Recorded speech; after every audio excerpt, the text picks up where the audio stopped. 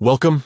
In this video, I'm going to walk you through the simple steps to allow audio and video calls only from verified users on X.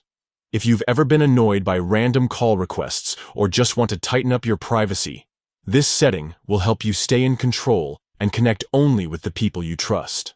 Let's get started. First, open the X app on your device and make sure you're logged into your account. At the bottom of the screen, you'll see several icons. Tap on the message icon to head over to your inbox. Once you're inside your inbox, look toward the top and select Message Requests. This section is where you'll find messages and requests from people you don't follow yet. But more importantly, from here you can access some extra settings that affect how calling works. In the upper right corner of this section, tap on the Settings icon. This will open a menu where you can customize who gets permission to call you. Now, look for the option that says Enable Audio and Video Calling. Go ahead and toggle this on.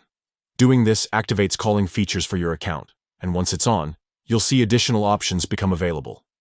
The next step is the most important.